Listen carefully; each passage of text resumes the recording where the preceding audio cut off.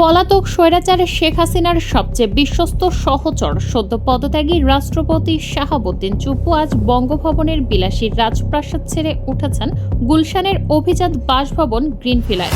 বৈষম্য বিরোধী ছাত্র আন্দোলনের লড়াকু সৈনিক, প্রবীণ রাজনীতিবিদ এবং সাধারণ মানুষের মনে এখন কেবল একটাই প্রশ্ন, যে মানুষটির সোজা কারাগারের অন্ধকার প্রকোষ্ঠে যাওয়ার কথা ছিল, তিনি কিভাবে নতুন বাংলাদেশের মাটিতে পূর্ণ আইনি সুরক্ষায় বিলাসবহুল জীবনযাপন করছেন।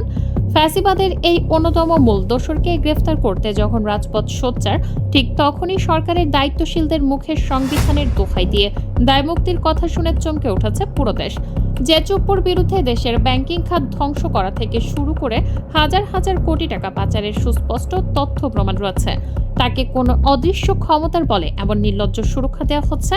এর নেপথ্যে কি কেবল এই সংবিধানের আইনি মারপ্যাচ, নাকি ক্ষমতার সমীকরণে গতকালের শত্রুকে আজ রাজনৈতিক সুবিধার্থে ছাড় দেওয়ার কোনো গোপন ব্লুপ্রিন্ট কাজ করছে?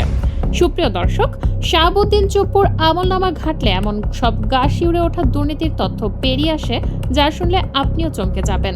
আর এই মহা দুর্নীতিবাজকে আইনি সুরক্ষার নামে ছাড় দিলে বিএনপি ভবিষ্যতে কত বড় রাজনৈতিক সংকটে পড়তে যাচ্ছে, তার এক চমকপ্রদ এবং গভীর বিশ্লেষণ থাকছে আজকের এই ভিডিওতে।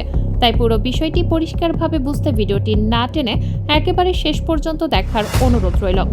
দেশের 22তম রাষ্ট্রপতি মোহাম্মদ শাহাবুদ্দিন চুপ্পু পদত্যাগের পর বঙ্গভবনের রাজপ্রাসাদ ছেড়ে উঠেছেন গুলশানের একটি বিলাসবহুল বাসভবন গ্রিনভিলায়।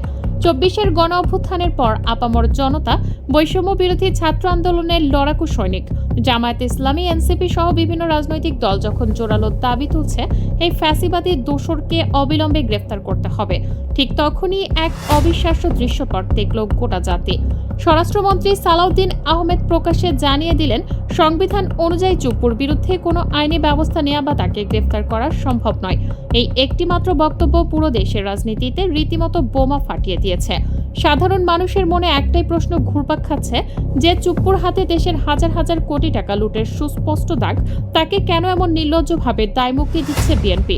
শাহাবুদ্দিন চুপ্পু কেবল শেখ হাসিনার মনোনীত একজন পুতুল বা ডামি রাষ্ট্রপতি ছিলেন না, তিনি ছিলেন আওয়ামী লীগের একজন কট্টর এবং পরীক্ষিত সুবিধাভোগী নেতা। তার আসল রূপটি লুকিয়ে আছে তার অতীত কর্মকাণ্ডের মধ্যে। দুর্নীতি দমন কমিশন বা দুদকে কমিশনার হিসেবে দায়িত্ব পালন করার সময় থেকেই শুরু হয় তার আসল দুর্নীতির খেলা। আপনাদের নিশ্চয়ই মনে আছে বহুল আলোচিত পদ্মা সেতুর দুর্নীতির কথা। বিশ্বব্যাংক যখন পদ্মা সেতুতে দুর্নীতির স্পষ্ট অভিযোগ তুলেছিল, তখন কমিশনার হিসেবে শাহাবুদ্দিন চুপ্পুই সেই ভয়ঙ্কর দুর্নীতিকে অত্যন্ত সুকৌশলে ধামাচাপা দেয়। শেখ হাসিনাকে খুশি করার সেই পুরস্কার তিনি পেয়েছিলেন হাতে নাতে, যার চূড়ান্ত রূপ ছিল বিনা ভোটে এই রাষ্ট্রের সর্বোচ্চ সাংবিধানিক আসনে বসে যাওয়া। শুধু তাই নয়, বাংলাদেশের ব্যাংকিং খাতকে ধ্বংস করার অন্যতম প্রধান কারিগর ছিলেন এই চুপ্পু। এস আলম গ্রুপের মতো মাফিয়া চক্রকে ইসলামী ব্যাংক দখলে নেওয়ার ক্ষেত্রে সরাসরি সহায়তা করেছিলেন তিনি। ব্যাংকটির শেয়ার জালিয়াতি করে হাজার হাজার কোটি টাকা পাচারের যে মহা উৎসব চলেছিল, তার অন্যতম প্রধান পৃষ্ঠপোষক ছিলেন এই ব্যক্তি। এখানেই শেষ নয়, বেসিক ব্যাংকের প্রায় 2,500 কোটি টাকা হলে লুটের ঘটনায় দুদক 56টি মামলা করলেও শুধুমাত্র শাহাবুদ্দিন চুপ্পুর সরাসরি হস্তক্ষেপে ব্যাংকের তৎকালীন চেয়ারম্যান শেখ আব্দুল হাই বাচ্চু ধরাছোঁয়ার বাইরে থেকে যান। এরপর এস আলম গ্রুপের নিয়ন্ত্রণে থাকা এনআরবি গ্লোবাল ব্যাংকের উপদেষ্টা হিসেবেও তিনি কোটি কোটি টাকার অবৈধ আর্থিক সুবিধা নিয়েছিলেন। অর্থাৎ দেশের প্রতিটি বড় বড় আর্থিক কেলেঙ্কারির সাথে কোনো না কোনোভাবে আষ্ঠে পৃষ্ঠে জড়িয়ে আছে এই চুপ্পুর নাম। শাহাবুদ্দিন চুপ্পুর দুর্নীতির শেকড় ঠিক কত গভীরে, তা তার ব্যক্তিগত সম্পদের পাহাড়ের দিকে তাকালেই স্পষ্ট বোঝা যায়। গুলশানে একাধিক বিলাসবহুল ফ্ল্যাট, মালয়েশিয়ায় মাই সেকেন্ড হোম প্রকল্পের আওতায় অন্তত 1.5 লাখ রিঙ্গিত বিনিয়োগ করে রেসিডেন্সির সুবিধা নেওয়া এবং দুবাইয়ের বিভিন্ন ব্যাংকে বিপুল পরিমাণ অর্থ জমা রাখা, সবই তার অবৈধ আয়ের ফসল। এমনকি দুবাইয়ে ওয়ার্দা জেনারেল ট্রেডিং এলএলসি নামের একটি কোম্পানিতে তার ব্যবসায়িক অংশীদারিত্বের তথ্য ফাঁস হয়েছে। তার বিরুদ্ধে দ্বৈত নাগরিকত্বের মতো গুরুতর অভিযোগও রয়েছে। শুধু তিনি একা নন, তার স্ত্রী রেবেকা সুলতানা এবং ছেলে আরশাদ আদনানের নামেও রয়েছে অঢেল সম্পদ। প্রিয়তমা ও রাজকুমারের মতো বড় বাজেটের সিনেমা প্রযোজনা করে রাতারাতি আলোচনায় আসা তার ছেলের এই বিপুল অর্থের উৎস আসলে কি, তা নিয়ে দেশে বিদেশে রয়েছে হাজারো প্রশ্ন। ব্যাংকিং খাত থেকে লুট হওয়া অর্থই কি বিনোদন মাধ্যমে সাদা করা হয়েছিল, সেই প্রশ্ন আজ চতুর্দিকে। এত সব ভয়ঙ্কর অভিযোগ যার বিরুদ্ধে তাকে গ্রেফতারের দাবি ওঠাটাই তো সবচেয়ে স্বাভাবিক বিষয়, কিন্তু তাকে গ্রেফতারের ক্ষেত্রে এখন সবচেয়ে বড় যে অজুহাতটি দাঁড় করানো হচ্ছে তা হলো সংবিধানের ৫১ নম্বর অনুচ্ছেদ। বলা হচ্ছে রাষ্ট্রপতি হিসেবে দায়িত্ব পালনকালে তার কোনো কাজের জন্য তাকে আদালতে জবাবদিহি করতে হবে না এবং তার বিরুদ্ধে কোনো ফৌজদারি মামলা করা যাবে না। কিন্তু দেশের শীর্ষস্থানীয় আইন বিশেষজ্ঞরা বলছেন একদম ভিন্ন কথা। তারা খুব পরিষ্কারভাবে জানিয়েছেন সংবিধানের এই অনুচ্ছেদ রাষ্ট্রপতিকে তার মেয়াদকালের দাপ্তরিক কাজের জন্য দায়মুক্তি দেয় ঠিকই, কিন্তু এর মানে এই নয় যে তিনি ব্যক্তিগতভাবে কোনো ফৌজদারি অপরাধ করলে বা রাষ্ট্রপতি হওয়ার আগে যেসব পাহাড় সম দুর্নীতি করেছেন সেগুলোর কোনো বিচার হবে না। ইতিহাস ঘাটলে আমরা দেখতে পাই সাবেক সামরিক শাসক ও রাষ্ট্রপতি হোসেন মোহাম্মদ এরশাদকেও কিন্তু ক্ষমতা ছাড়ার পর ঠিকই জেলে যেতে হয়েছিল। তার বিরুদ্ধেও দুর্নীতি এবং ক্ষমতার অপব্যবহারের মামলা হয়েছিল এবং তিনি সাজাও খেটেছিলেন। তাহলে স্বৈরাচার এরশাদ যদি রাষ্ট্রপতি হয়েও জেলের খানি টানতে পারেন, তবে দুর্নীতিবাজ শাহাবুদ্দিন চুপ্পু কেন ছাড় পাবেন? এখানেই বেরিয়ে আসে রাজনীতির সবচেয়ে নোংরা এবং হিসাব নিকাশের এক জঘন্য খেলা।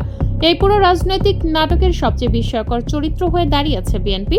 গুঞ্জন রয়েছে, এর পেছনে রয়েছে গভীর কোনো রাজনৈতিক আঁতাত বা আপোষ। রাজনীতিতে একটা কথা খুব প্রচলিত, এখানে কেউ কারো চিরস্থায়ী বন্ধু বা শত্রু নয়, স্বার্থই হলো শেষ কথা। অনেকেই মনে করছেন শেখ হাসিনার পতনের পর যখন আওয়ামী লীগের অস্তিত্ব চরম সংকটে, তখন শাহাবুদ্দিন চুপ্পু হয়তো এমন কোনো গোপন চুক্তি বা রাজনৈতিক সুবিধা বিএনপিকে দিয়েছেন যার বিনিময়ে আজ তাকে এই আইনি দায়মুক্তি দেওয়া হচ্ছে।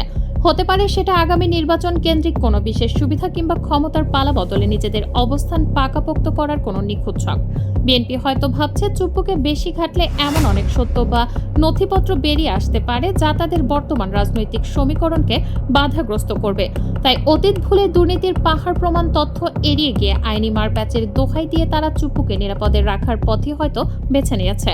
কিন্তু বিএনপির এই কৌশল কি আসলেই শেষ পর্যন্ত কাজে আসবে, নাকি এটি তাদের জন্যই আত্মঘাতী হতে চলেছে? বর্তমানে বাংলাদেশের রাজনৈতিক প্রেক্ষাপট আর আগের মতো নেই। জুলাই মাসের সেই রক্তক্ষয়ী গণ অভ্যুত্থানের পর দেশের সাধারণ মানুষ, বিশেষ করে তরুণ প্রজন্ম অনেক বেশি সচেতন। তারা ফ্যাসিবাদের কোনো দোসরকেই আর তিল পরিমাণ ছাড় দিতে রাজি নয়। জামায়াতে ইসলামী থেকে শুরু করে এনসিপি এবং বৈষম্য বিরোধী ছাত্র আন্দোলনের নেতারা যখন রাজপথে চুপ্পুর গ্রেফতার চাইছেন, তখন বিএনপির এই উল্টো পথে হাঁটা জনমনের চরম ক্ষোভের জন্ম দিচ্ছে। সাধারণ মানুষ মনে করতে শুরু করেছে যে জীবন দিয়ে হাসিনাকে তাড়িয়ে লাভ কি হলো, যদি তার দুর্নীতিবাজ দোসররা নতুন বাংলাদেশের বুকে এভাবে বুক ফুলিয়ে ঘুরে বেড়ায়।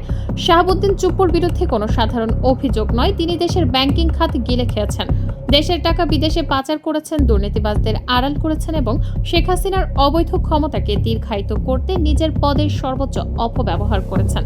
এমন একজন মানুষের বিচার না হওয়া মানে হলো দেশের আইনের শাসনকে আরেকবার বৃদ্ধাঙ্গুলি দেখানো এবং জুলাইয়ের শহীদদের রক্তের সাথে চরম বেইমানি করা।